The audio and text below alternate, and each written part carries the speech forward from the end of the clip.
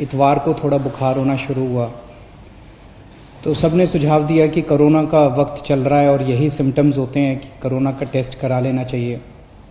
कल सुबह कोरोना का टेस्ट हुआ था, शाम तक रिपोर्ट नेगेटिव आई। इस दौरान आप सब लोगों ने, बहुत सारे लोगों ने अपनी दुआएं भेजी, अपना आशीर्वाद भेजा और ऊपर वाले की कृपा से टेस्ट नेगेटिव आया। आप सब लोगों का बहुत बहुत तहे दिल से शुक्रिया जिन्होंने अपने शुभकामना संदेश भेजे। मैं अपने घर में ही एक कमरे में अपने आप को बंद किए हुए पिछले 2 दिन से देख रहा था। मेरा शरीर तो यहाँ था लेकिन मेरा मन इसी में था कि दिल्ली में किस तरह से और क्या क्या किया जा सकता है कोरोना को कम करने के लिए, लोगों को इलाज कराने के लिए। आज दिल्ली की जो पोजीशन है, दिल्ली में 31,000 टोटल केस हो चुके हैं। इसमें से लगभग 12,000 लोग ठीक होकर घर जा चुके हैं। 18,000 लोग अभी एक्टिव केस हैं जिनको अभी भी बीमारी है। 900 के करीब लोगों की डेथ हो चुकी है। जो 18,000 लोग एक्टिव केसेस हैं, इनमें 15,000 होम आइसोलेशन में अपना इलाज करा रहे हैं। कल एसडीएमए की मीटिंग थी, स्टेट डिजास्टर मैनेजमेंट अथॉरिटी। उसमें मुझे भी जाना था, मैं नहीं जा पाया। मनीष सिसोदिया जी और अन्य मंत्रीगण गए थे। एलजी साहब ने इसकी अध्यक्षता की थी। वहां पे जो आंकड़े प्रस्तुत किए गए सरकार द्वारा, वो आंकड़े दिखाते हैं कि आने वाले समय में दिल्ली में कोरोना बहुत तेजी से फैलने वाला है। 15 जून को उम्मीद है कि 44,000 केस हो जाएंगे। जो आज 31,000 केस हैं, ऐसा अनुमान है कि 15 जून तक 44,000 केस हो जाएंगे। 30 जून तक 1 लाख केस हो जाएंगे। 15 जुलाई तक 2.25 लाख केस हो जाएंगे और 31 जुलाई तक लगभग 5,32,000 केस हो जाएंगे दिल्ली में टोटल। और इसको देखते हुए 15 जून तक हमें 6,681 बेड्स की जरूरत पड़ेगी। 30 जून तक 15,000 बेड्स की जरूरत पड़ेगी। 15 जुलाई तक 33,000 बेड्स की जरूरत पड़ेगी। 31 जुलाई तक 80,000 बेड्स की जरूरत पड़ेगी। तो चुनौती बहुत बड़ी है। इसमें सबसे पहले तो अपने को ये करना है कि अपने आप को, हमें सबको कोरोना से बचाना है। इसे अब जन आंदोलन बनाना है। 3 बातों को, हमें मास्क पहन के घर से निकलना है, हमें बार बार हाथ धोने हैं, सैनिटाइज करने हैं और सोशल डिस्टेंसिंग करनी है। अभी तक हम कहते थे कि हमें करना है, अब हमें यह भी करना है कि अगर कोई नहीं कर रहा तो उनसे हाथ जोड़ के विनती करनी है कि भाई साहब आप भी कर लीजिए। अच्छा है, दूसरों की सेहत के लिए भी अच्छा है। क्योंकि अगर कोई और नहीं कर रहा तो उसकी वजह से दूसरों को फैल सकता है, उसकी वजह से कोरोना दूसरों को हो सकता है। तो इसे अब जन आंदोलन अपने को बनाना है, सबको खुद भी करना है और दूसरों से भी करवाना है। जैसे ऑड इवन में हमने जन आंदोलन किया था ना, ऑड इवन में हम भी करते थे और अगर कोई फॉलो नहीं कर रहा तो गाड़ी रोक के शीशा नीचे करके उसको कहते थे कि भाई साहब घर चले जाओ, आपका व्हीकल आज ऑड है या इवन है, ये ठीक नहीं है। ऐसे इसको भी अपने आप को जन आंदोलन बनाना है। अपने को, अपने स्वास्थ्य के लिए ये जरूरी है। जितना इसको फॉलो करेंगे उतना चांसेस कम है कि आपको कोरोना होगा। दिल्ली की कैबिनेट ने निर्णय लिया था कि कोरोना के दौरान दिल्ली सरकार के अस्पतालों में दिल्ली में रहने वाले लोगों का इलाज हो, क्योंकि जैसे मैंने अभी आपके सामने बताया कि आने वाले समय में बेड्स की बहुत ज़रूरत पड़ेगी। सोमवार को केंद्र सरकार ने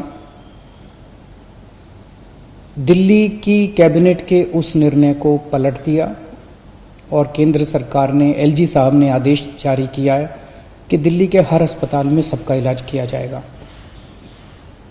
मैं देख रहा था टीवी पे, कुछ लोग कह रहे थे कि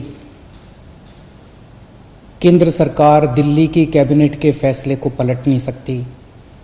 एलजी साहब के पास दिल्ली के फैसले को, दिल्ली में चुनी हुई सरकार है, अभी कुछ महीने पहले चुनाव हुए थे जिसमें 62 सीट आई थी।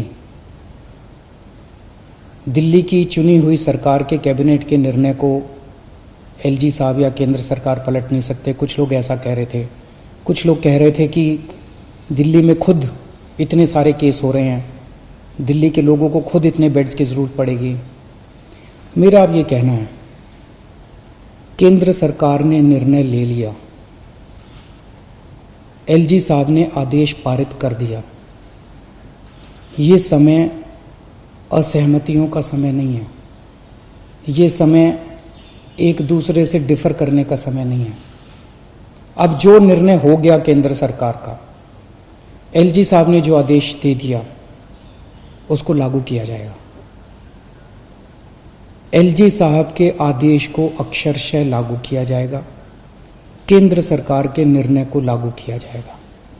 अब इस पे कोई असहमति नहीं करनी, अब इस पे कोई वाद विवाद नहीं करना, अब इस पे कोई लड़ाई झगड़ा नहीं करना। ये सब लोग, मैं जितने सरकार के अंदर भी हैं, जितने पार्टी के लोग हैं, मैं सबको मैसेज देना चाहता हूं कि एलजी साहब के आदेश को लागू किया जाएगा, केंद्र सरकार के निर्णय को लागू किया जाएगा। चुनौती है, बहुत बड़ी चुनौती है, अभूतपूर्व चुनौती है। जैसा मैंने कहा, 15 जुलाई को दिल्ली में 33,000 बेड्स की जरूरत पड़ेगी दिल्ली वालों के लिए। 31 जुलाई को 80,000 बेड्स की जरूरत पड़ेगी। बाहर से कितने लोगों के आने की उम्मीद है? मोटे मोटे तौर पे देखें तो दिल्ली के अस्पतालों में जब कोरोना नहीं था, नॉर्मल टाइम में दिल्ली के अस्पतालों में 50% लोग दिल्ली के बाहर से आके इलाज कराते हैं। तो अगर वो अभी माना जाए तो जितने बेड्स हमें दिल्ली के लोगों के लिए चाहिए, उतने ही बेड हमें दिल्ली से बाहर से आने वाले मरीजों के लिए, हमारे भाई बहनों के लिए चाहिए होंगे। तो 15 जुलाई को दिल्ली के वालों के लिए 33,000 बेड चाहिए, तो सारे मिला के बाहर वाले भी अगर मिलाएंगे तो 65,000 बेड्स की जरूरत पड़ेगी। और 31 जुलाई को 80,000 बेड अगर दिल्ली वालों के लिए चाहिए तो लगभग 1.5 लाख टोटल बेड्स की जरूरत पड़ेगी। बहुत ज़्यादा बड़ी चुनौती है, आसान काम नहीं है। लेकिन इतना मैं कह सकता हूँ कि हम पूरी कोशिश करेंगे, तन मन धन जो बन सकेगा। ये हमारी जिम्मेदारी भी है और ये सेवा का काम है। मैं खुद निकलूंगा, कल से परसों से मैं खुद जमीन पे उतरूंगा, मैं खुद जाके स्टेडियम्स को, बैंक्वेट हॉल्स को, होटल्स को तैयार करवाएंगे। हम लोग जितना ज़्यादा से ज़्यादा हो सकेगा हम कोशिश करेंगे। मैं बस इतना कह सकता हूं कि हमारी कोशिशों के अंदर ईमानदार कोशिश होगी और पूरी कोशिश होगी, कोई कमी नहीं होगी। लेकिन ये विपदा इतनी बड़ी है, ये मुसीबत इतनी बड़ी है, मानव जाति के इतिहास में शायद इतनी बड़ी विपदा कभी नहीं आई। हमारे में ईमानदार कोशिश होगी और पूरी कोशिश होगी, कोई कमी नहीं होगी। लेकिन ये विपदा इतनी बड़ी है, ये मुसीबत इतनी बड़ी है, मानव जाति के इतिहास में शायद इतनी बड़ी विपदा कभी नहीं आई।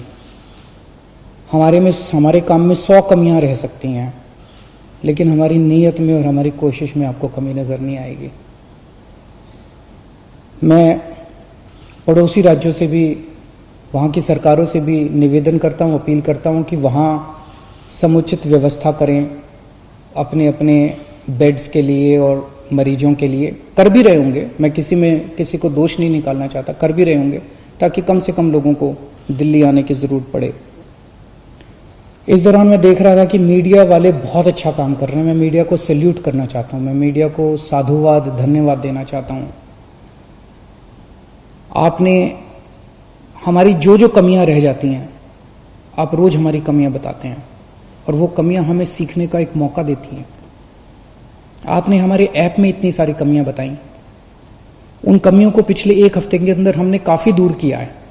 अभी भी कुछ कमियां हो सकती हैं, आप प्लीज हमें जरूर बताइएगा।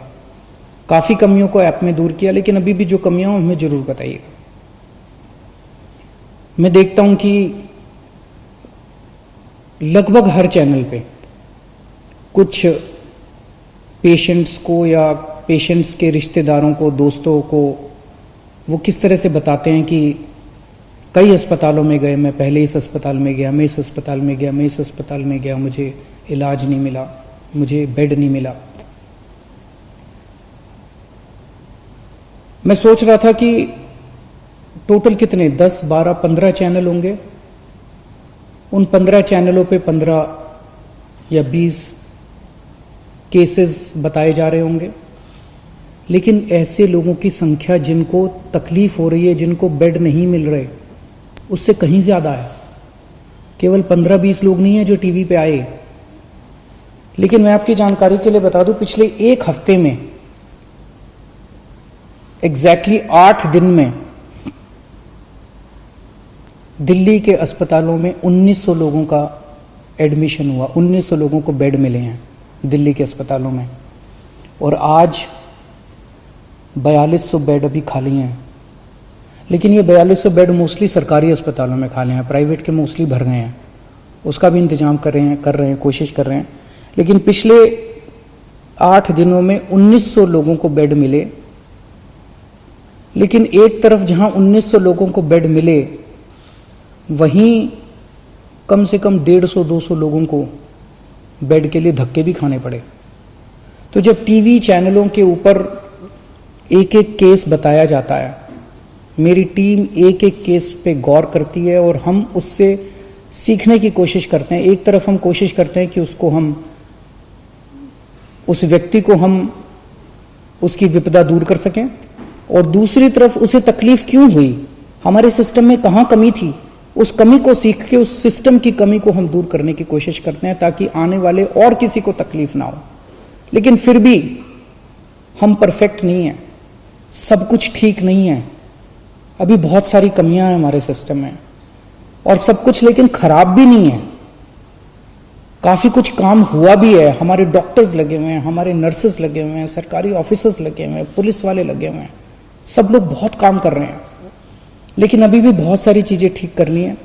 मेरी मीडिया के साथियों से निवेदन है कि इसी तरह से आप हमें अपने चैनल पे तो दिखाते ही हैं, लेकिन अगर चैनल के अलावा भी कहीं आप कोई स्टोरी ना दिखा पाए, कहीं कोई कमी नजर आए, तो फोन कर देना, उसको हम ठीक कराने की कोशिश करेंगे। और सबसे जरूरी बात,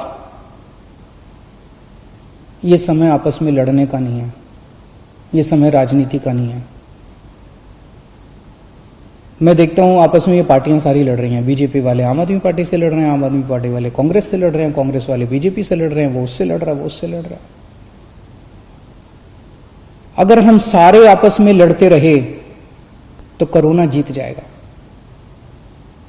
और जो एक आम आदमी बैठ के टीवी चैनल देखता है, वो सोचता है यार ये क्या पार्टियां हैं, आपस में लड़ रही हैं, मेरी किसी को परवाह नहीं है।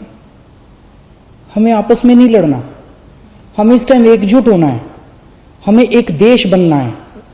जब तक सारे मिलके नहीं लड़ेंगे, बीजेपी, कांग्रेस, आम आदमी पार्टी, ये पार्टी, वो पार्टी, डॉक्टर्स, नर्सेज, पुलिस, सारी संस्थाएं, समाजसेवी संस्थाएं, धार्मिक संस्थाएं, जब तक सारा देश मिलके एक साथ नहीं लड़ेगा, तब तक हम कोरोना को नहीं जिता पाएंगे। आप सोच भी नहीं सकते कितनी बड़ी विपदा है ये। आपस में नहीं लड़ना, सारी सरकारों को मिलके, सारी संस्थाओं को मिलके, सारी पार्टियों को मिलके हमें एकजुट होके कोरोना को हराना है। अगर हम आपस में लड़े, कोरोना जीत जाएगा, और अगर हम एकजुट हो गए, हम कोरोना को हरा लेंगे।